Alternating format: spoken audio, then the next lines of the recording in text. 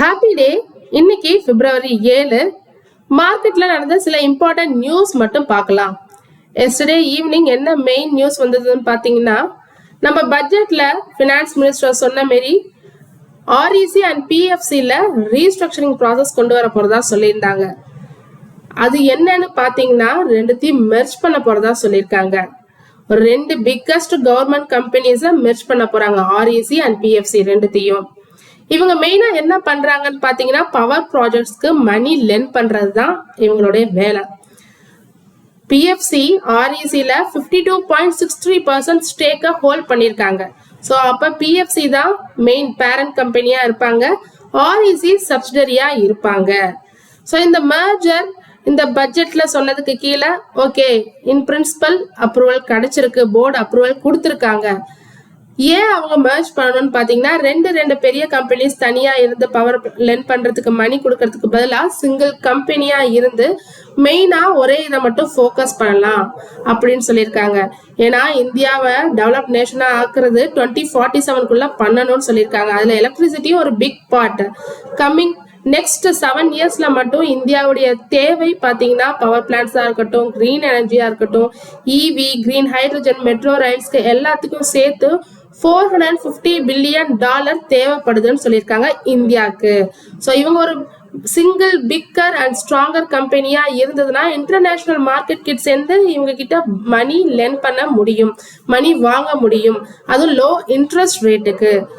So அதனாலதான் இந்த merger process கொண்டு வந்திருக்கோம்னு சொல்லியிருக்காங்க கவர்மெண்ட் ஆஃப் இந்தியா. அப்ப மெயின் ரோல் என்னன்னா, பேரண்ட் கம்பெனி பிஎஃப்சியா மாறிடும், ஆர்இசி அவங்களோட சப்சிடரியா இருக்கும்.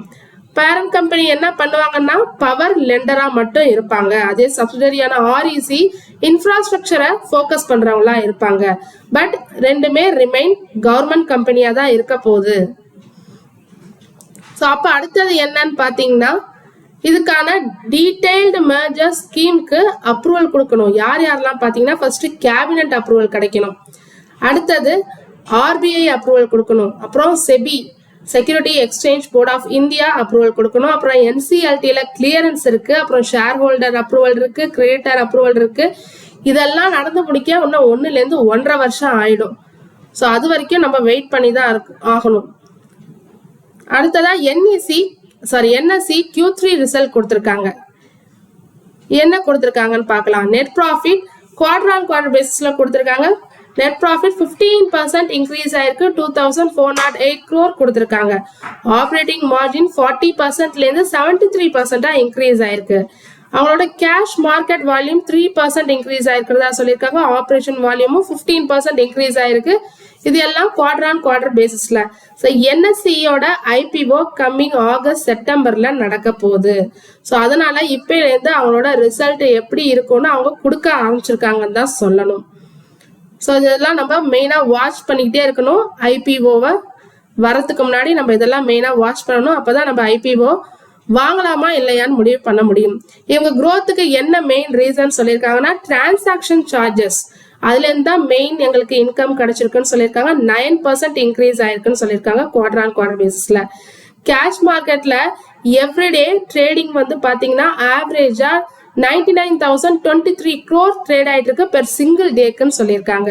டெரிவேட்டிவ்ஸ் ஆன எஃப்என்டோல ஃபியூச்சர்ஸ் மட்டும் 8% சொல்லியிருக்காங்க, ஆப்ஷன்ஸ் 15% இன்க்ரீஸ் ஆயிருக்கிறதா சொல்லியிருக்காங்க. இதுல கவர்மெண்ட் கான்ட்ரிபியூஷன், ஸோ இவங்களுக்கு மட்டும் மணி மேக் பண்ணல, கவர்மெண்ட்டுக்கும் இவங்க கான்ட்ரிபியூட் பண்றாங்க. எவ்வளோன்னு பாத்தீங்கன்னா, இந்த ஃபர்ஸ்ட் 9 monthsல 41,842 crore கான்ட்ரிபியூட் பண்ணியிருக்காங்க. மெயினா STD, GST, stamp duty, income tax இது 4லேருந்து வந்தது மட்டுமே 41,842 crore கவர்மெண்ட்டுக்கு என்எஸ்சி கான்ட்ரிபியூட் பண்ணியிருக்கிறதா சொல்லியிருக்காங்க. அடுத்தது டாடா ஸ்டீல் Q3 ரிசல்ட் கொடுத்திருக்காங்க. ஒரு மிக்ஸ்டா கொடுத்திருக்காங்க. குவார்டர் ஆன் குவார்டர் பேசிஸ்ல எல்லாமே அடி வாங்கியிருக்கு, ஆனா இயர் ஆன் இயர் பேசிஸ்ல அப்படியே ஆப்போசிட்டா எல்லாமே இன்க்ரீஸ் ஆயிருக்குன்னு தான் சொல்லணும். ரெவன்யூ பாத்தீங்கன்னா குவார்டர் ஆன் குவார்டர் பேசிஸ்ல 3% டவுன் ஆயிருக்கு. அதே நெட் ப்ராஃபிட்டும் 13% டவுன் ஆயிருக்கு குவார்டர் ஆன் குவார்டர் பேசிஸ்ல.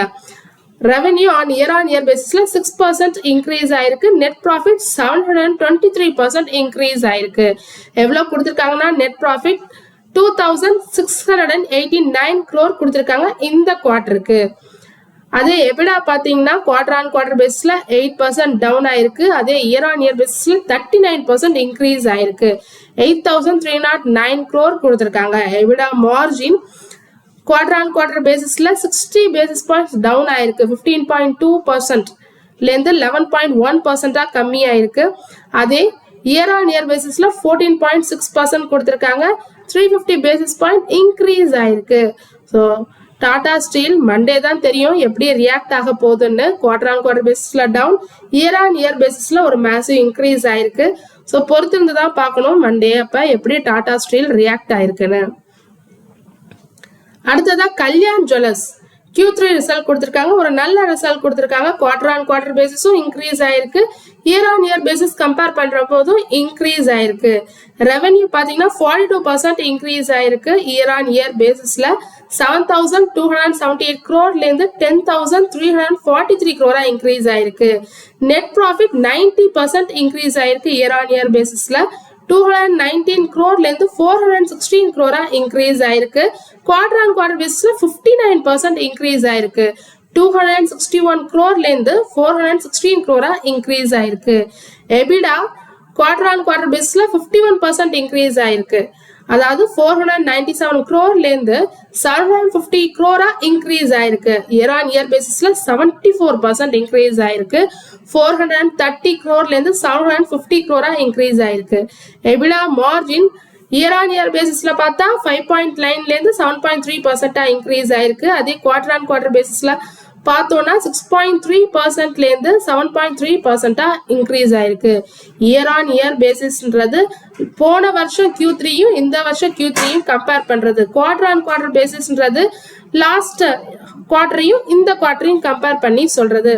ஸோ கல்யாண் ஜுவல்லர்ஸ் ஒரு நல்ல ரிசல்ட் கொடுத்துருக்காங்க. ஸோ மண்டே எப்படி ரியாக்ட் ஆகுதுன்னு பொறுத்திருந்து தான் பார்க்கணும். தொடர்ந்து இது மாதிரி யூஸ்ஃபுல்லான மார்க்கெட் அப்டேட்ஸ் வேணும்னா மறக்காம நம்ம சேனலை சப்ஸ்கிரைப் பண்ணுங்க, பெல் ஐக்கான் கிளிக் பண்ணுங்க, லைக் அண்ட் ஷேர் பண்ணுங்க. தேங்க்யூ.